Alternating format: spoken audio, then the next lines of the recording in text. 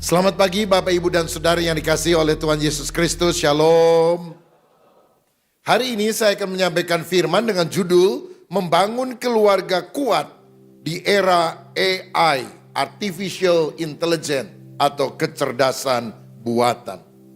Saudara, kita sedang ada di akhir zaman dan kita melihat kemajuan teknologi begitu pesat. Sosial media sudah menjadi warna utama dalam kehidupan umat manusia. Apalagi beberapa waktu terakhir ini ditemukan AI, Artificial Intelligence, kecerdasan buatan.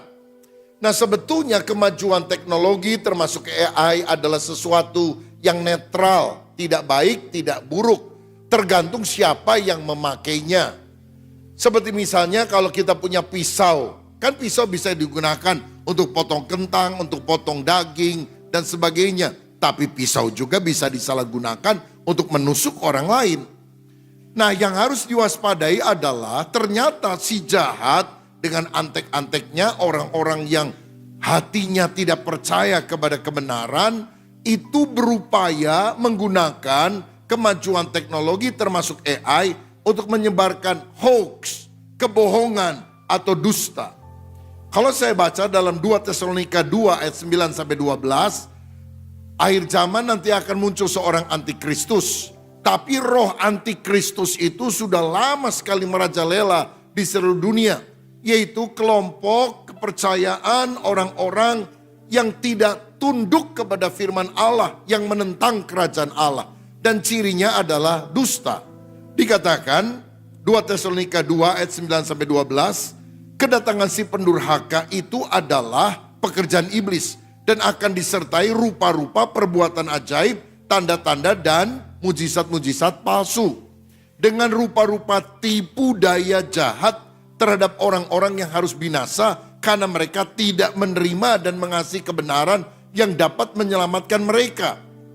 Dan itulah sebabnya Allah mendatangkan kesesatan atas mereka yang menyebabkan mereka percaya akan dusta.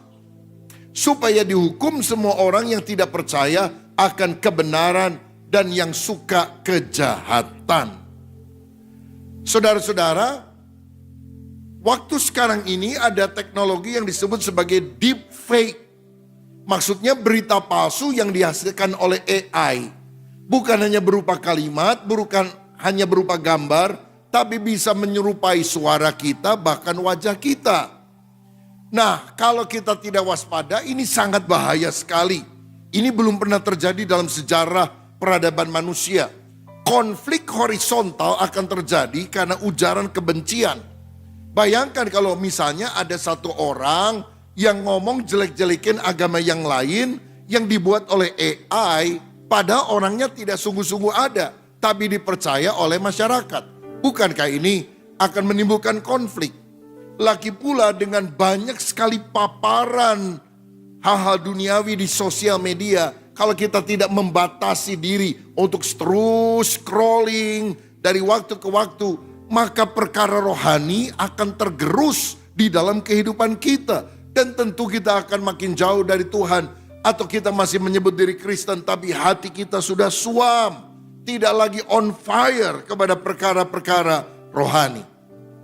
Nah, saya ingin perkenalkan satu istilah yang sudah biasa dikenal dalam istilah ilmu jiwa yang sekarang ini makin merajalela, delusi. Delusional itu adalah keyakinan kuat yang dimiliki oleh pribadi, personal, yang sebetulnya tidak didukung oleh fakta atau bukti yang kuat. Dan ini adalah ciri orang yang hidup pada masa post-truth, di mana kita tidak lagi cari kebenaran, tapi cari pembenaran. Saudara-saudara, dan delusi ini akan mempengaruhi perasaan atau emosi sehingga lama-lama kita sulit membedakan mana yang benar dan salah. Dan ini akan membuat kita skeptis terhadap kebenaran firman bahkan. Karena semua dianggap relatif, relativisme. Apa yang saya anggap benar belum tentu dianggap benar oleh saudara. Apa yang saudara anggap benar belum tentu saya anggap benar juga oleh diri saya. Dan kalau kita berkata Yesus adalah jalan dan kebenaran, mungkin orang bilang, ya itu kan menurut orang Kristen, menurut orang yang lain, kepercayaan lain, tidak. Yesus Tuhan, Yesus Juru Selamat, yaitu kan menurut kepercayaan Anda, kepercayaan saya tidak. Akhirnya pluralisme, menganggap banyak jalan menuju Roma, banyak jalan menuju sorga. Dan jika demikian tidak ada lagi keunikan kekristenan. Padahal saya pribadi percaya Yesus satu-satunya jalan keselamatan. Yesus adalah jalan kebenaran dan hidup, tidak seorang pun sampai kepada Bapa kalau tidak melalui Yesus. Di bawah kolong langit ini tidak ada nama lain yang bisa menyelamatkan kecuali dalam nama Yesus. Kalau ada nama lain, nabi lain, cara lain, orang lain yang bisa menyelamatkan, Yesus tidak perlu mati di kayu salib. Kenapa dia harus mati di kayu salib? Tidak ada cara lain, tidak ada jalan lain. Tapi kebenaran yang mutlak ini dibenturkan, dihadapkan oleh era post-truth, era relativisme. Sehingga kita kadang-kadang dipojokkan dalam situasi membedakan yang benar dari yang salah juga sulit, saudara sekalian. Saya ambil contoh ya, supaya lebih jelas. Saudara mungkin beberapa tahun yang lalu pernah ingat ada seorang gadis namanya Jessica yang pernah didakwa karena kasus kopi sianida di Cafe Olivier di Jakarta yang kafenya sudah tutup sekarang. Dia divonis 20 tahun, beberapa waktu yang lalu dia keluar karena sudah menjalani kira-kira sepertiga masa tahanan, 8 tahunan, dan bebas bersyarat. Nanti akan bebasnya setelah kira-kira 12 tahun dari sekarang. Nah, lalu diangkat lagi cerita ini oleh televisi di Australia, karena dia kan lama ditinggal di sana. Dan tiba-tiba orang mulai terbelah lagi, terpolarisasi antara pro dan kontra. Apakah memang dia orang jahat, pembunuh berdarah dingin, yang pakai lie detector juga tidak akan bisa ketahuan karena saking hebatnya, atau dia orang jujur yang dipenjara padahal dia tidak pernah bersalah. Nah sampai sekarang ini terbelah. Padahal kalau kita melihat fakta, dia udah 5 kali divonis, 5 kali diadili. Oleh pengadilan negeri, pengadilan tinggi, Mahkamah Agung, peninjauan kembali pertama, peninjauan kembali kedua. Udah 5 sidang. Oleh 5 hakim yang berbeda-beda. Dan tidak satu hakim pun yang bilang dia gak salah. Jadi 5-5-nya menghukum dia sebagai orang yang bersalah. Tapi sampai hari ini masyarakat, netizen masih terbelah. Walaupun fakta hukumnya sudah inkrah bahwa dia salah. Kenapa? Ini masa post-truth, ini masa delusional. Walaupun secara fakta di depan mata, memang dia salah, tapi opini pribadi, asumsi pribadi bilang belum tentu dia salah. Saya tidak ngomong dia pembunuh atau bukan, itu bukan urusan saya, saudara. Saya hanya ingin menjabarkan delusional dengan segala kebingungannya itu seperti itu. Contoh yang lebih jelas lah. Pak Jokowi, ijazahnya palsu atau asli? Siapa yang bilang asli?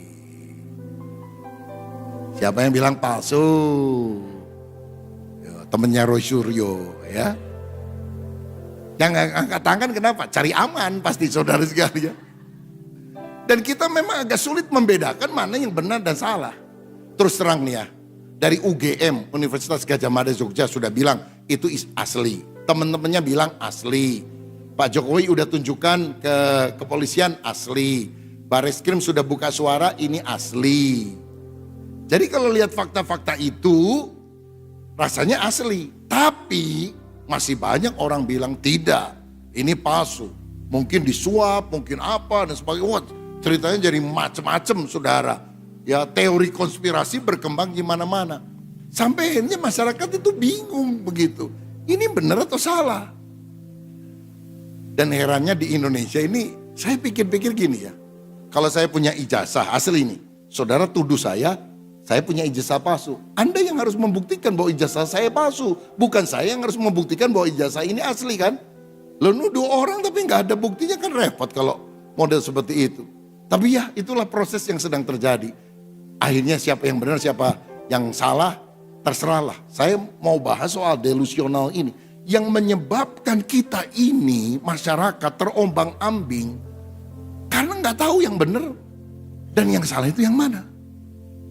Alkitab itu benar menurut kita. Tapi kalau kita lihat di YouTube, Alkitab itu banyak salahnya. Yang benar kitab yang lain. Itu kan menciptakan delusi.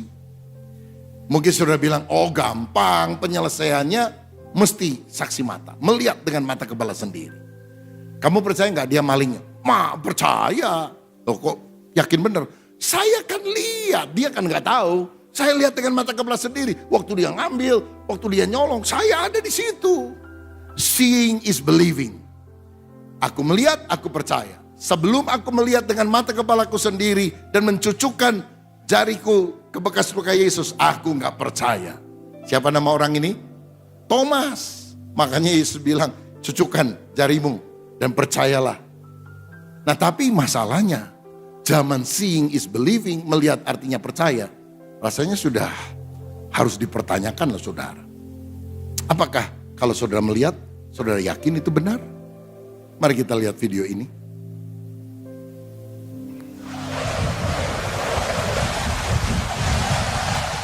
What you are seeing is not real. How can you distinguish the truth from a lie? They used to say seeing is believing.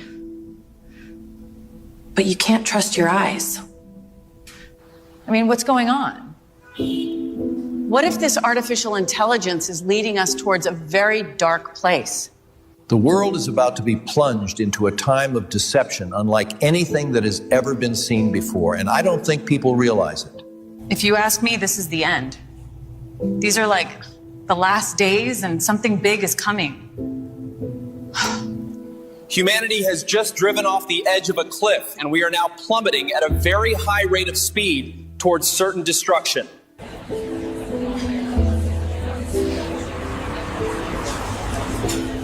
I am not real.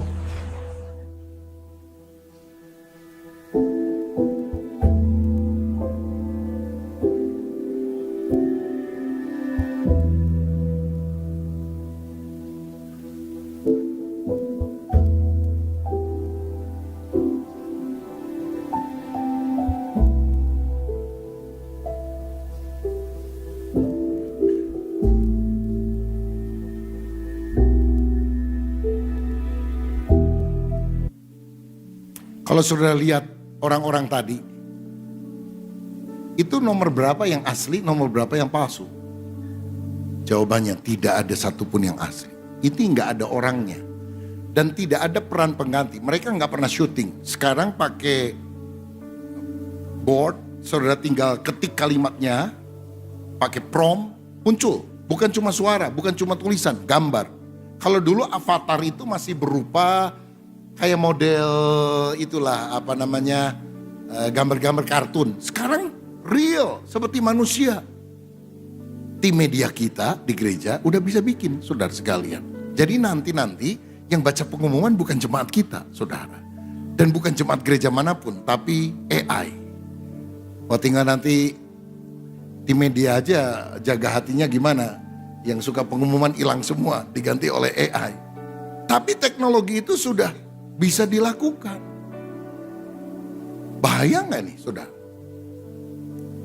Coba kita lihat video berikut. Ini bukanlah tambang Bitcoin. Ini adalah phone farm, kumpulan HP tanpa layar yang dikendalikan oleh komputer. Mesin ini bisa menyerangmu, membulimu, bahkan mempengaruhi pilihan politik kamu di sosial media.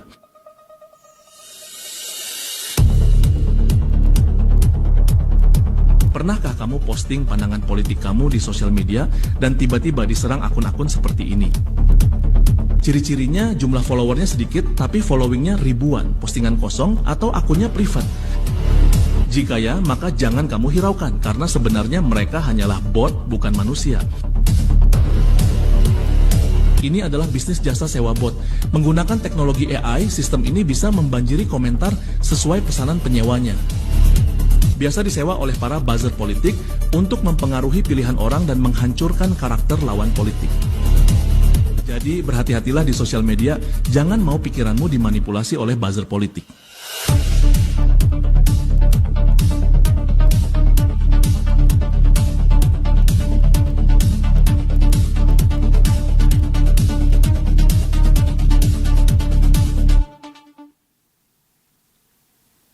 Saudara-saudara, orang sekarang bisa pesan kepada para buzzer. Misalnya, saudara punya anak remaja, udah biasa scrolling di medsos. Lalu ada orang lain yang kesel gitulah, teman sekolah atau siapa. Lalu dia sewa buzzer, saya pesan 500 akun chat atau ya 500 akun chat atau 100 lah. Yang jelek-jelek ini orang dengan kalimat yang berbeda-beda. Intinya dia itu penipu, pembohong, gak pantas hidup dan sebagainya. Itu langsung dalam sedetik jrut, akun dari anak kita bisa dipenuhi dengan tuduhan dari orang-orang yang gak pernah dia kenal. Mau pakai nama siapa aja bisa dipesan, saudara sekalian. Dan ini kalau gak siap, gak ada support system dari keluarga yang bohong ini, jangan percaya, kamu berharga. Itu anak bisa bunuh diri loh saudara. Ini dunia yang kejam yang tidak pernah terjadi sebelumnya. Nah itu masih belum berapa. Coba kita lihat video berikutnya. Beginilah gambaran mengerikan teknologi Google Veo 3. Pernahkah kamu membayangkan di masa depan kamu nggak perlu kamera buat ngejatuhin orang? Cukup hanya dengan prompt, dan Google Veo 3 akan menciptakan kebohongan yang terlihat seperti kebenaran. Bayangin ada video ibu kamu mengaku ateis, menghina agama muslim dan menyebar aliran sesat. Wajahnya, suaranya, ekspresinya, semua itu tampak nyata. Disebar di grup WhatsApp kampung. Videonya viral, kemudian dia diburu satu kampung, digunjing, dikucilkan. Padahal, dia bahkan gak tahu videonya dibuat oleh orang lain. Pertanyaannya sekarang, kalau video palsu tentang kamu tiba-tiba viral, masih adakah orang yang mau percaya kamu? Apalagi di Indonesia di mana hoax sebelum AI sudah membabi buta. Nah saudara-saudara, sekarang ini orang gak perlu syuting, orang hanya ketik saja kalimat di prompt yang ada, muncul gambaran seperti tadi, dan mau ngaku apa saja tergantung dari siapa yang mengetikkan kalimatnya. Coba seandainya, saya muncul di layar, dan saya ngomong gini, wajahnya wajah saya, suaranya suara saya. Lalu saudara lihat, ini Pak Rubin nih lagi ngomong. Saudara, sebetulnya sorga itu tidak ada, neraka juga tidak ada. Jangan percaya Yesus, dia bukan juru selamat. Dan saya mau kasih tahu, saya punya istri 5. Minggu depan kosong nih jemaat saudara sekalian. Padahal saya gak tahu apa-apa. Ada orang iseng aja bikin itu. Bahaya saudara. Nah kalau saudara yang mengalami hal semacam itu, apa juga tidak akan merugikan reputasi kita, pekerjaan kita dan sebagainya. Semua sekarang ada dalam genggaman. Dan hanya dalam beberapa detik ini bisa menyebar secara luar biasa. Wow, mengerikan sekali. Makanya hari ini saya khotbah bagaimana supaya kita punya keluarga yang kuat. Supaya ketika serangan AI begitu luar biasa, masih ada orang-orang dalam keluarga kita yang percaya kita 100% dan berkata, itu dusta, itu bohong. Saya tahu yang kebenarannya adalah seperti ini. Siapa yang ingin punya keluarga yang kuat, yang bisa mengalahkan segala siasat iblis? Amin. Apalagi bagi kita ada firman yang berkata, roh di dalam kita lebih besar dari roh yang ada di dalam dunia. Kalau kita mengandalkan Roh Kudus Allah, selalu ada kemenangan. Karena iblis adalah pecundang, Yesus adalah pemenang. Dan Tuhan akan memberikan kemenangan bagi semua orang yang percaya. Bagaimana agar keluarga kita kuat? Ada 4 hal, saya pakai akronim KUAT. K, yang pertama adalah kritis terhadap informasi. Kalau saudara mendapat informasi, verifikasi sumbernya. Jangan mudah percaya, cek sumber informasinya, apakah kredibel, apakah bisa dipercaya. Saya April yang lalu pergi ke Los Angeles, pelayanan di sana, lagi naik mobil, saya masih lihat pelang besar Hollywood. Ya. Lalu saya tanya sama teman saya, bukannya ini kebakaran nih, waktu kebakaran hutan yang hebat melanda Los Angeles. Oh benar, kebakaran hutannya ada, tapi terlalu dibesar-besarkan. Ini Hollywood pelangnya kok ada. Saya lihat itu di HP saya, itu siapa yang ngirim tuh ya. Wah kebakaran habis. AI itu Pak katanya. Jadi kebakarannya ada segini, tapi AI-nya kelihatannya hancur seluruh kota. Saya Bilang kurang ajar juga tuh orang ya. Sampai kita aja nggak bisa bedain mana yang asli, mana yang palsu. Sampai kita datang ke lokasi itu atau tanya kepada orang tahu, bohong katanya. Jadi cek, kalau saudara terima berita di Instagram atau sosial media yang lain, coba dicek, diverifikasi hoax atau bukan. Lihat sumber yang lebih terpercaya, kantor berita Antara misalnya atau kompas.com atau sejenisnya. Supaya benar-benar itu bisa dilacak. Kedua, jangan terpancing. Kebohongan dirancang memanipulasi emosi, tenang, berpikir jernih. Ibu-ibu hati-hati, kadang-kadang ada orang bisa nangis-nangis di ujung telepon. Ma, tolong ma. Lalu ada orang bilang, Bu, anak ibu kecelakaan, sekarang ada di rumah sakit, saya yang menolong dia. Harus segera ditangani, kalau tidak mati. Tapi harus bayar DP rumah sakit 10 juta. Tolong ya, kirim sekarang ya, kita berkejaran dengan waktu. Jangan-jangan anak ibu tidak terselamatkan nyawanya. Ini nomor akunnya. Panik ibu, langsung kirim. Begitu dikirim anaknya nelpon, Ma, saya mau pulang dari sekolah lapar, lagi masak apa? Loh, bukan kamu di rumah sakit? Enggak, saya baru pulang dari sekolah. Begitu dihubungi lagi telepon yang tadi, udah gak bisa, diblok saudara. Hilanglah 10 juta rupiah. Jadi jangan terpancing, kebohongan dilakukan untuk memanipulasi kita. Kalau sudah ada tawaran atau apa, mesti cepat. Kalau tidak, waduh rugi dan sebagainya. Hati-hatilah. Dan saya tilik-tilik ya, banyak orang-orang telepon-telepon bohong itu hari Jumat atau Sabtu. Di mana bank sudah tutup atau hampir tutup. Coba aja lihat saudara sekalian. Ini memang masa bahaya sekali. Cari berbagai perspektif, jangan hanya terpaku pada satu sumber atau satu sisi cerita. Bahkan kalau temanmu lagi berantem, saudara nggak boleh dengar cuma omongan dari sisi A, harus dengar dari kedua sisi. Supaya kita bisa mendudukan proporsinya dengan baik. Yang keempat, tanya saudara seiman yang punya hikmat rohani. Makanya mau bikin keputusan, nanya-nanya dulu. Tanya suami, tanya istri, tanya teman yang ngerti supaya tidak terjerumus. Berapa hari yang lalu, mama saya 81 tahun hampir ketipu, saudara. Aduh, kalau bukan Tuhan tolong, amblas tuh uang.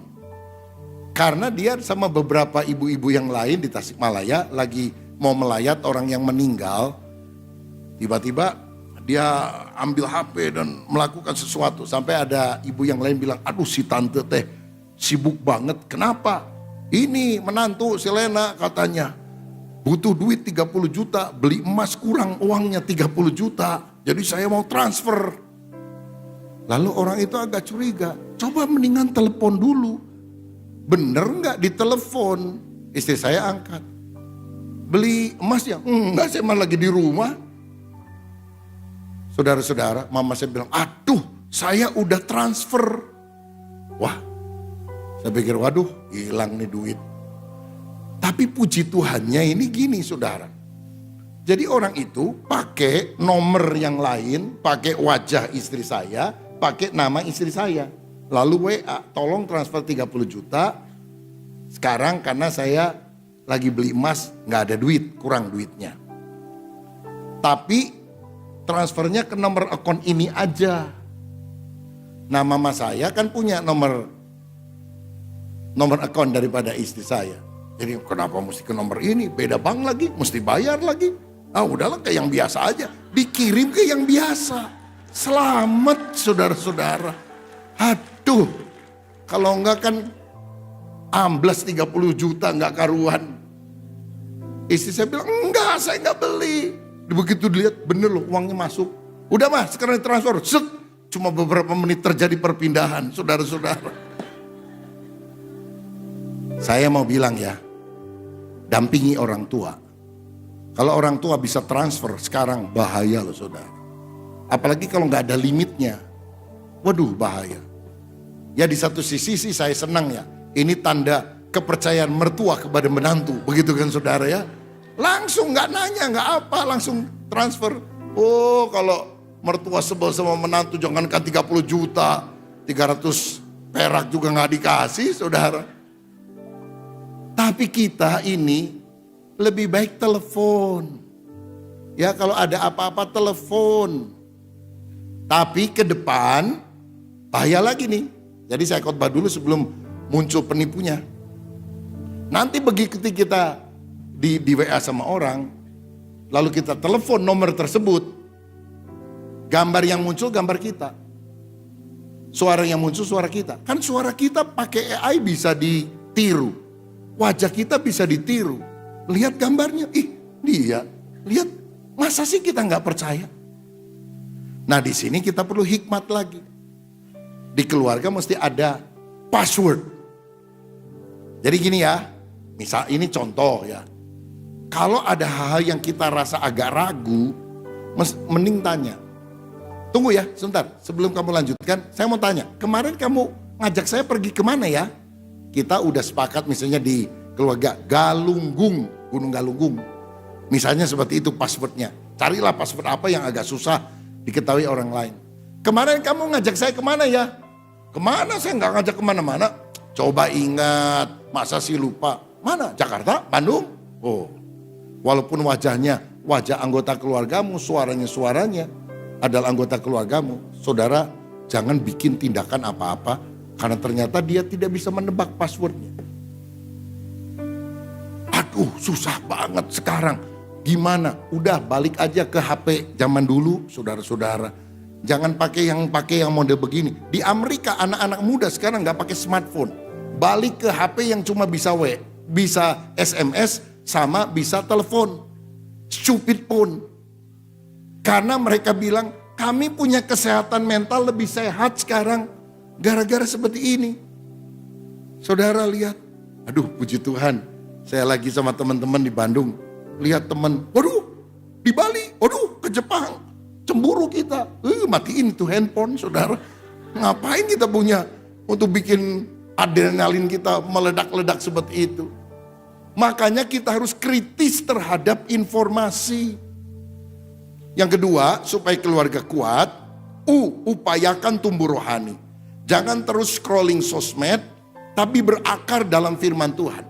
Sekarang ini di mana penipuan makin canggih, kepekaan kita kepada Tuhan, sumber kebenaran mesti ditingkatkan.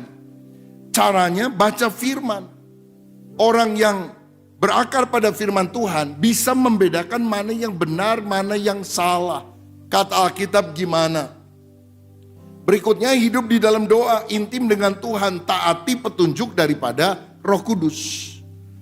Saudara, kita mesti banyak doa karena apa? Ini melatih kepekaan. Dan salah satu cara sederhana untuk membedakan ini kehendak Tuhan atau bukan adalah Roh Kudus seringkali memberikan kegelisahan di dalam hati kita kalau dia tidak setuju dengan satu hal, tapi dia memberikan damai sejahtera dan kesepakatan dalam keluarga kalau dia setuju dengan hal tersebut. Kalau saudara mau ambil keputusan kelihatannya menguntungkan dan sebagainya, tapi istri nggak setuju, bapak-bapak, jangan bilang, nyaon-naon. Udah, saya ambil keputusan. Seringkali Tuhan membentengi kita dengan pasangan kita supaya kita tidak jatuh pada pengambilan keputusan yang keliru. Walaupun saudara, bapak merasa diri lebih pinter. Karena wanita beda cara kerjanya daripada pria. Pria bekerja dengan akal, wanita bekerja dengan perasaan. Gimana mah? Kita mau rekrut si ini, kelihatannya kurikulum vitae-nya bagus, pengalamannya hebat dan sebagainya. Istri bilang, saya lihat wajahnya kurang serak. Kesel ke suaminya, serak. Baca dong kurikulum vitae-nya. Saya mah gak ngerti yang begitu, pokoknya kurang serak. Udahlah, pokoknya diterima. Setahun kemudian, bener kata kamu, kurang ngajar nipu saya. Tuh kan, saya udah bilang kurang serak. Nah saudara-saudara, disinilah kita harus belajar melihat pasangan hidup itu sebagai alat Tuhan untuk memproteksi kita dari pengambilan keputusan yang keliru. Cuma saya harus bilang bahwa hati kita itu penipu adanya. Jangan semuanya dipercaya dalam perasaan hati. Tetap harus dilihat cocok nggak dengan Alkitab. Kalau misalnya kita rasa damai sejahtera tapi nggak cocok dalam Alkitab, jangan. Ada orang bilang sama saya, Pak, dulu saya waktu nikah sama istri yang pertama ribut aja terus. Sekarang saya udah cerai dan nikah kembali. Aduh, saya damai sejahtera, Pak. Rupanya memang Tuhan menginginkan saya bercerai dan menikah kembali. Ini kan bahaya saudara sekalian. Karena Alkitab nggak ngajar seperti itu ya. Lalu kemudian miliki komunitas rohani, gereja, komsel, yaitu lingkungan positif yang saling menguatkan iman kita, membentengi dari pengaruh negatif dunia.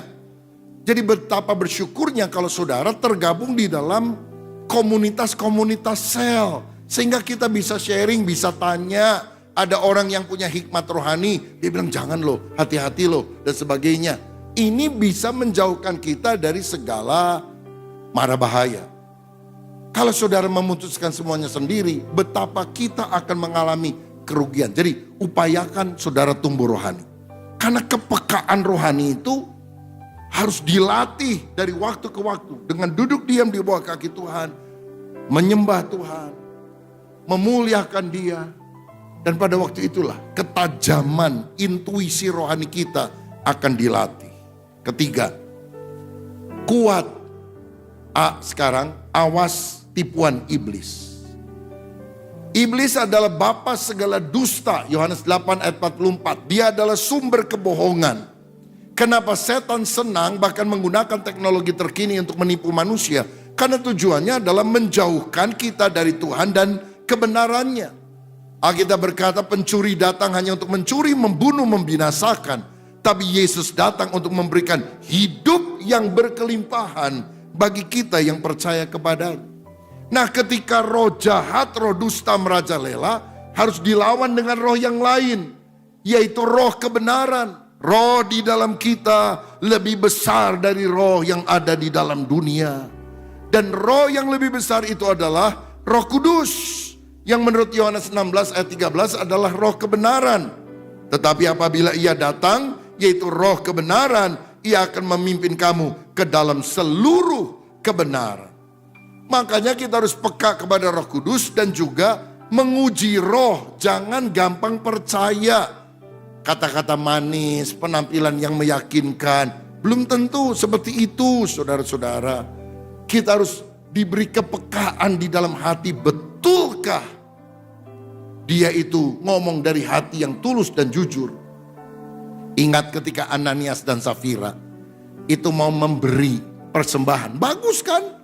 Ananias dan Safira datang kepada Petrus. Saya jual tanah, 100% saya berikan kepada Tuhan. Petrus peka. Kenapa kamu bohong? Kamu kasih 10%, 50% juga gak apa-apa kok.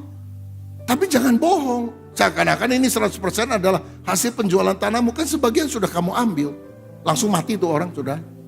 Loh, kelihatannya orang gereja maksud baik mau nyumbang. Tapi kenapa? Ada kepekaan. Karena apa? Petrus itu selalu intim dengan Tuhan. Saya percaya pada masa penyesatan ini, keintiman dengan Roh Kudus harus terus ditingkatkan supaya kita tidak terpedaya. Yang terakhir, yang keempat, Tuhan harus jadi fondasi keluarga kita. Mazmur 127 ayat 1. Jikalau bukan Tuhan yang membangun rumah, sia-sialah usaha orang membangunnya. Jikalau bukan Tuhan yang mengawal kota, sia-sialah pengawal berjaga-jaga. Tuhan harus menjadi pembangun dan penjaga utama keluarga kita. Tanpa Dia semua akan sia-sia. Karena itu tingkatkanlah komunikasi yang manis di dalam keluarga. Jangan kata-kata kasar, jorok keluar.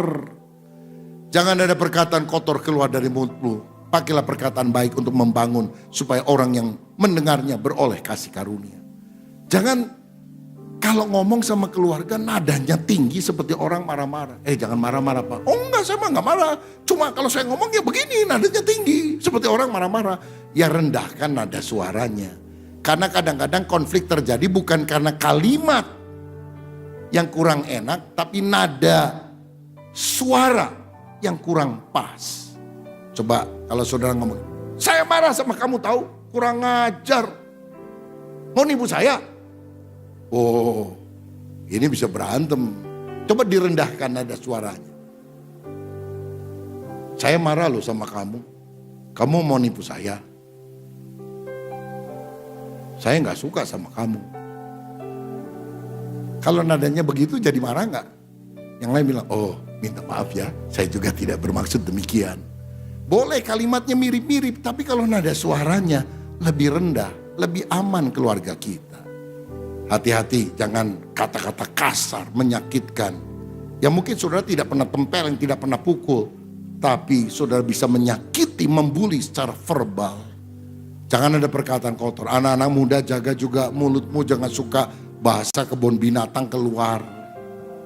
Saya pernah makan tuh di food court di Pascal, lagi nunggu sate datang sama istri saya berdua. Di meja sebelah saya itu ada anak-anak SMA, mungkin 7 orang, 8 orang, saya lupa lah. Herannya tiap kali ngomong ada anjingnya, sudah. Anjing. Sampai saya bilang, kita pindah yuk, sebelah kita anjing semuanya ini. Heran saudara sekalian, ngomong apapun ada anjingnya di belakang begitu. Kita mengajarkan kata-kata kita jangan kasar, apalagi di dalam keluarga. Hiduplah dalam kasih, jangan saling membenci satu dengan yang lain. Kalau sama orang lain kita sopan, kita menahan diri walaupun udah enek karena orang lain. Tapi kita nggak sopan, kita tidak menahan diri, ngomong seenaknya kepada keluarga. Pada keluarga adalah orang yang seharusnya kita kasihi, kita hormati, kita hargai. Ayo kita jaga mulut kita, jaga hati kita. Dan jangan lupa mesbah doa. Doa bareng-bareng. Suami, istri, orang tua, anak. Nggak harus lama-lama, singkat, saling memberkati. Kalau anak-anak udah besar, cuma duaan, nggak, ya udah, doa aja. Suami istri. Dan saya percaya waktu kita berdoa, misalnya waktu makan berdoa, jangan hanya untuk makanan, tapi juga doakan, memberkati pasangan kita, memberkati anak-anak kita. Dan saya percaya, waktu kita berdoa, pribadi ketiga akan hadir, Tuhan Yesus, yang mengokohkan keluarga kita, sehingga kita menjadi keluarga yang kuat, bertahan di tengah segala tantangan. Jadi bagaimana keluarga bisa kuat di era AI ini? Pertama, kritis terhadap informasi. Kedua, upayakan tumbuh rohani. Ketiga, awas tipuan iblis. Keempat, Tuhan jadi fondasi keluarga. 4 hal ini kita lakukan, KUAT, keluarga kita jadi keluarga yang kuat. Tuhan Yesus memberkati kita semua. Mari kita pergi.